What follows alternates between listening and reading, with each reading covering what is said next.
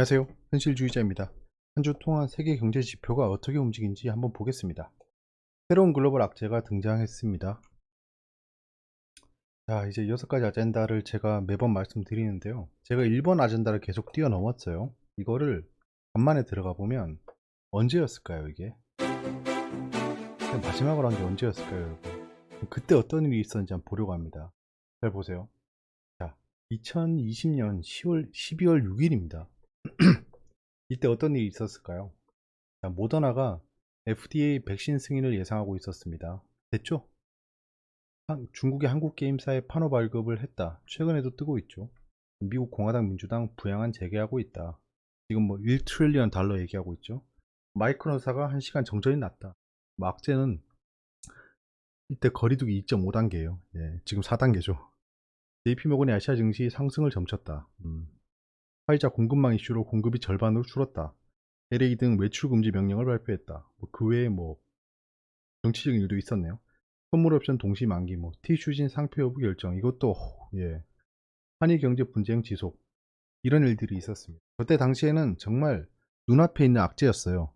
다들 힘들어했죠. 눈앞에 있는 호재였어요. 저것 때문에 막 환호했죠. 근데 시간이 지나고 보면 별게 아니다.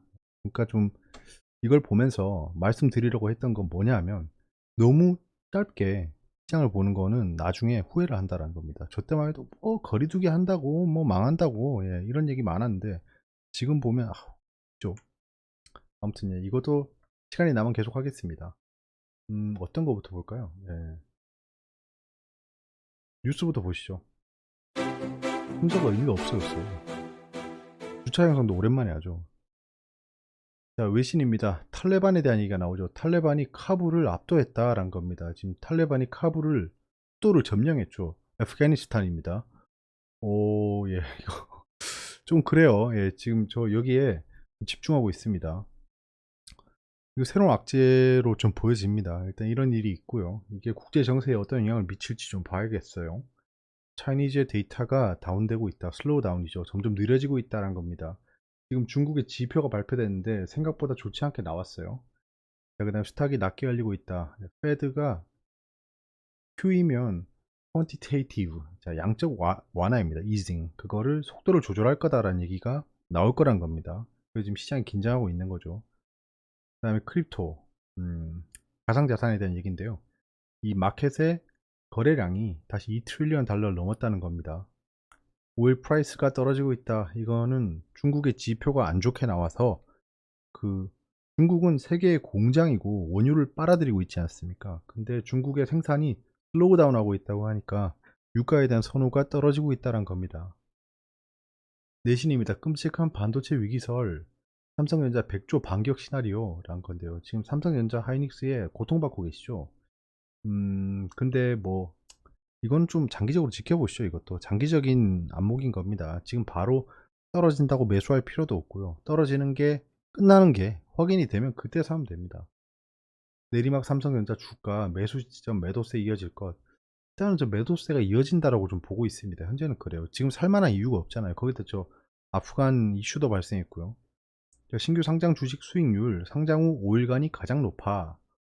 뭐 사실 있겠죠. 이게 데이터 기반으로 분석을 했으니까. 근데 이거를 얘기한 사람이 누굴까요? 얘기한 주체가 누굴까요? 하나금융투자라고 합니다.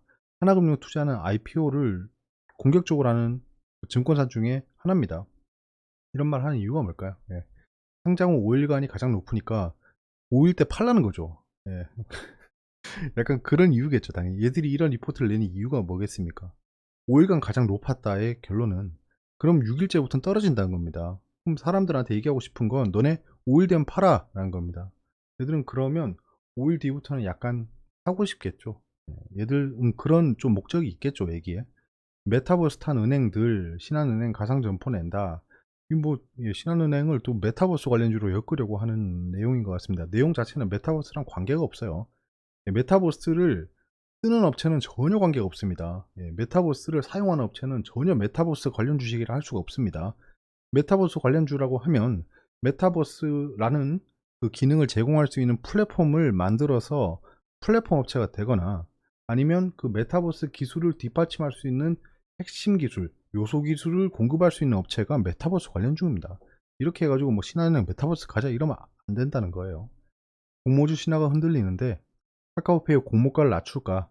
뭐 그럴 일은 없겠죠. 일단 공모주들이 최근에 상장 후에 좀 흔들리고 있습니다. 뭐 이런 움직임은 단기적으로 기회를 주는 움직임이기 때문에 저는 나쁘지 않게 보고 있습니다. 어차피 IPO를 안 하거든요. IPO를 안 하기 때문에 그 뒤에 발생하는 변동성은 제가 먹을 구간이 발생하는 그냥 감사한 구간입니다. 자, 3분 봤고요. 그러면 일단은 글로벌 증시를 한번 보죠.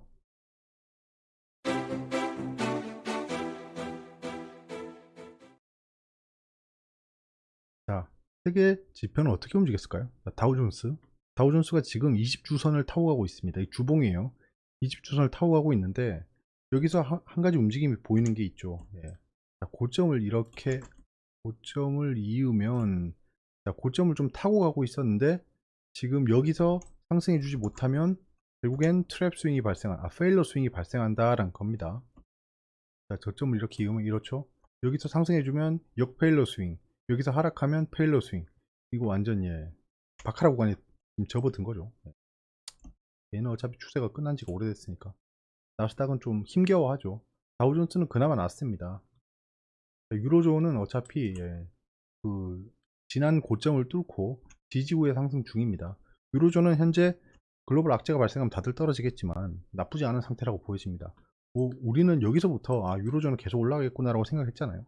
상해도 지금 횡보 구간에 접어들었는데요. 좀 횡보 박스 밑에서 막 이럴 것 같아요. 일단 그렇게 보여집니다. 한국 증시도 별로 안 좋겠죠, 그러면. 자, 한국 증시도 지금 약간 박스권에 들어갔습니다. 지독한 박스 피해 시작일까요? 지난번에도 박스 피 얘기 들을 때 이렇게 상승한 뒤에 5년 동안 행보했습니다. 그런 좀 지옥 구간에 들어갈 수도 있는 상황이긴 하지만 저는 그렇게 생각하지는 않고요. 조정을 보여봐야 2700 정도일 거다 정도로 보고 있습니다. 코스닥은 계속 고점은 경신하고 있지만 페일러 스윙이 발생한 상황입니다. 이렇게 떨어질 수도 있다는 걸 상기해야 됩니다. 한국 증시 흐름입니다. 지금 보시면 증시 주변 자금이 굉장히 많이 늘어 있습니다. 증시 주변 자금은 나쁘지 않다. 현재 증시에 들어오고 싶어하는 돈들이 많다. 지금 최근에 갑자기 증시 주변 작업이 늘어나고 있죠. 여기 늘어나고 있는 이유는 IPO 때문이겠죠. 그다음에 볼만한 건 없네요. 그 다음에 공매도 잔고량도 좀 늘고 있죠. 계속 늘고 있고 대차 잔고는 지금 가파르게 늘고 있지 않습니다. 양시장이 최근에 좀 대차 잔고가 좀 줄어드는 모습이 보이죠. 이런 것들 5번 받고 자 제열 한번 보시죠.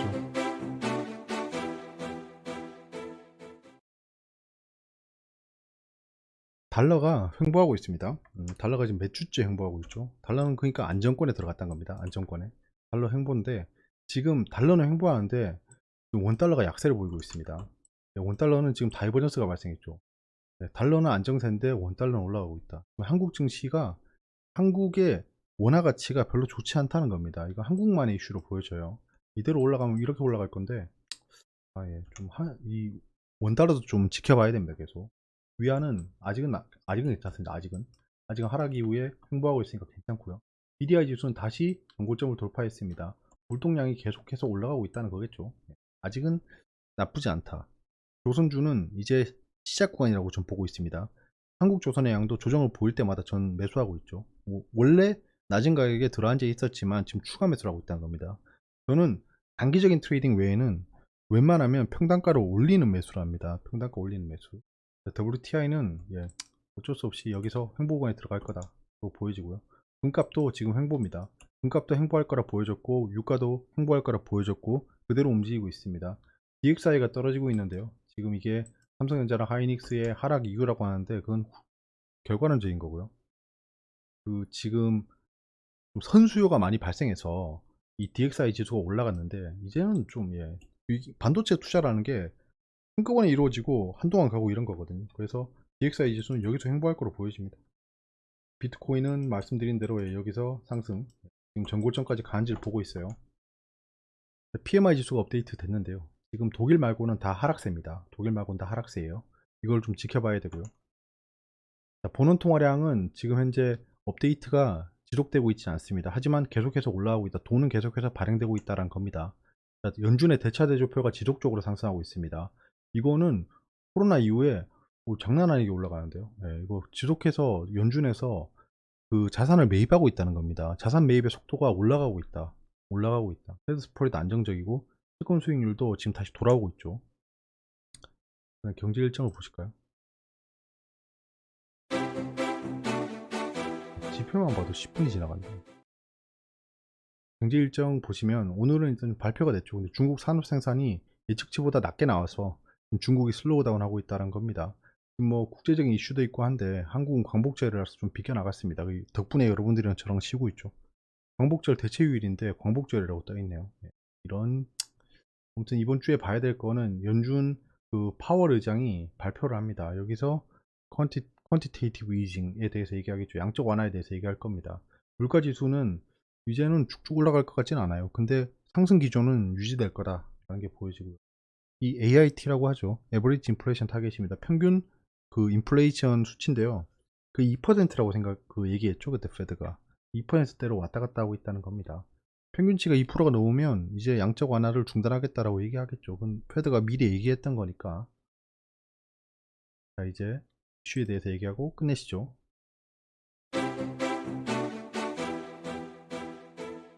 아, 출근하기 싫다. 자, 오후 9시 기준에 확진자가 1275명이란 겁니다. 어제보다 154명이 줄었다. 어우, 좋네. 코로나 4차 확산이 진행됐었습니다. 그 4단계 플러스 알파 그 거리두기 조치도 진행이 됐죠. 공포감에 휩싸인 증시였습니다. 근데 보시면 알겠지만 뭐 코로나 확진으로 증시가 폭락하거나 그러진 않습니다. 자, 확진자 수 코스피 환율 관계를 보시면 이 확진자 수가 올라가도 코스피가 떨어지지 않습니다. 이건 보이시죠? 환율도 떨어지지 않습니다. 그러니까 이제 코로나랑 증시는 관계가 없습니다. 예를 들면 겨울이 돼서 감기철이 됐어요. 감기가 막 확산이 돼요. 감기가 확산이 되면 뭐 코스피가 떨어지거나 그러진 않죠. 이제 약간 그렇게 위드 코로나 시대에 들어갔다는 게 보여지는 겁니다. 더 이상 코로나 확산으로 증시를 왈가왈부하지도 않을 거고요. 그런 얘기도 하지 않았지만 지금 계속 코로나 때문에 증시가 떨어진다는 분위기가 형성되고 있는 게 안타까워서 데이터를 보여드린 겁니다. 학습 효과란 게 있는 거죠, 사람들이. 예, 코로나 때문에 뭔지 모르는 이 악재, 그 미지의 영역이 와서 다들 겁먹어 썼는데 2차, 3차, 4차 때는 다들 생각을 한다는 거죠. 야, 뭐야 이게. 자, 코로나 재확산은 더 이상 악재가 아니다. 예. 자, 아프간 함락에 중국, 러시아 등 인접국이 비상이다. 중국과 아프가니스탄이 국경을 맞대고 있는데 중국적 접경 지역이 다름 아닌 신장 위구르 자치구입니다. 약간 국제 정세가 좀 보이죠. 이 트럼프 대통령이 취했던 스탠스랑 바이든 대통령이 취했던 스탠스는 다릅니다. 다르기 때문에 이 아프간에 대해서 어떻게 반응할지 미지의 영역입니다. 미지의 영역은 결국에는 새로운 악재로 발전될 수 있다는 겁니다. 그래서 아프간 사태가 뉴스를 보면서 저게 잘하면 좀 악재가 될 수도 있겠다는 생각이 들었어요. 새로운 악재가 발생했습니다. 이건 좀 조심해야 될 것 같아요. 왜냐하면 알 수가 없잖아요. 어떻게 될지 알 수가 없습니다. 만약에 군사적인 긴장감이 올라가면 좀 그렇죠. 예, 이건 미중 무역 분쟁에 비할 바가 아닐 겁니다. 경계를 좀 극대화해야 되는 타이밍이 왔습니다. 이 단기적으로 만약에 상승하는 움직임이 펼쳐지면 인버스를 매수할 예정입니다. 단기간 탈출하려고 상승세를 만들 겁니다. 돈 있는 애들이. 이유 없이 상승하니까 좀 사람들이 좀 이상할 거 아니에요. 그때 인버스를 조금씩 한번 모아보려고 합니다. 어차피 코스피 코스닥은 29,870 선이 1차 저지선으로 보고 있습니다. 가상자산이 지금 줄줄이 상승세죠. 단기 저점을 이번에 완벽하게 파악해서 잘 대응하고 있습니다. 지금 홀딩 예정입니다. 단기 상승으로 이게 끝나고 하락하면 그대로 놔둘 거예요. 전 지금 이거를 가상자산을 단기 트레이딩 하려고 들어간 게 아닙니다. 그래서 인내심 있게 보고 있다. 지금 대충 다 100% 넘게 올랐죠. 그래서 그냥 홀딩하고 있는 상황인데 사실 뭐 팔까 말까를 고민하게 되는 타이밍도 있습니다. 왜냐 지금 사장님께서도 가지고 계신데 계속 막 저한테 지금 언제 파냐, 야 이거 뭐 팔아야 되냐 계속 이러고 계셔가지고 저도 좀 생각이 많아져요. 난 이거 들고 있을 건데 왜 이러지? 약간 이런 느낌? 크래프톤 단기 트레이딩 하고 있습니다. 말씀드렸다시피 크래프톤에 단기 트레이딩 들어갔고요. 저점 매수하고 올라갈 때 돌파 매매로 들어갔습니다. 돌파 매매 들어가서 지금 현재 홀딩 중이다. 크래프톤은 아까 하나금융투자가 친절하게 말씀해 주셨죠? 5일 이후에는 하락할 수도 있기 때문에 단기 트레이딩은 이제 하나, 둘, 셋, 넷 이제 내일 화요일에 어떻게 움직이는지 보고 좀 대응할 예정입니다. 오래 들고 있을 생각이 없습니다. 단기 트레이딩 중이에요. 그리고 삼성전자랑 하이닉스를 다시 한번 말씀드립니다. 저는 확실하게 말씀드리는 게 이게 잘못 생각하신 분들도 있더라고요. 제가 모호하게 말씀드렸는지 제 전달력이 약한지 모르겠지만 삼성전자 하이닉스는 단기적으로 하락한다고 해서 매수할 타이밍은 아니라고 말씀드렸습니다. 제 기준에서 그런 거예요. 삼성전자랑 하이닉스는 잘 올라갈 수도 있습니다. 하지만 제가 본 기준으로는 추세 하단에서 삼중 바닥이나 저점 상승형이 발생해야 그때 제가 매수를 타진해 보겠다고 했습니다. 단 투매가 발생하면 반대 매매나 증시 악재로 인해서 투매가 발생하면 그때는 단기 트레이딩에 들어갈 수 있다라고 했습니다. 다시 말씀드리면 추세 하단에서 삼중 바닥이 형성되지 않는 이상 저는 이 종목에 들어가지 않을 겁니다. 결국엔 추세대로 움직일 거라고 말씀드렸습니다. 단기, 중기, 장기로 보고 있는 테마고요. 메타버스를 제가 팔았죠. 그게 다시 봐야 됩니다. 제가 지금 금요일에는 하나투어랑 크래프톤 매수했고요. 예, 하나투어를 추가 매수했고요. ABL 바이오를 추가 매수했습니다. 제가 이게 좀 장기적으로 들고 있는 거죠. 이번에 횡보 박스 하단에 와서 좀 추가 매수를 했습니다. 그 외엔 다 홀딩하고 있고요. 대부분 종목이 좀 나쁘지 않죠. 삼성 STS가 생각했던 것보다는 잘 움직이지 않고 있습니다. 얘도 제가 비중을 좀 늘려놔가지고 좀 봐야 될 것 같아요. 자, 궁금한 게 있으면 댓글로 말씀해 주세요. 여기까지고요. 이번 한 주는 참 다이나믹할 것 같습니다. 새로운 악재가 발생해서 증시가 어떻게 반응할지도 궁금하고, 지금 한국 증시랑 한국 증시의 대표 주식인 삼성전자, 하이닉스의 움직임이 안 좋기 때문에 한국 증시의 분위기도 별로 좋지 않습니다. 그래서 IPO라든가 정치 테마라든가 작전주, 테마주에 좀 몰릴 것 같아요. 이러면 약간 조금 정치 테마주에 움직임이 올 수도 있습니다. 원래 시국이 어지러워지면 정치 테마주에 많이 몰리는 편이거든요. 거기에 지금 대선이 이제 몇 개월 남았죠? 8월이니까 9, 10, 11, 12, 1, 2, 3 이제 7개월 정도 남았네요. 테스트 파동이 끝나가고 있습니다. 제가 봤을 때 높은 확률로 조만간에 정치 테마주의 폭락이 이루어질 겁니다. 그걸 좀 조심하셔야 될 것 같고요. 폭락하면 그때부터는 조금 용돈벌이 삼아 어떻게 투자할지 좀 고민해 보겠습니다. 여기까지고요. 네, 좋은 한 주 보내세요. 감사합니다.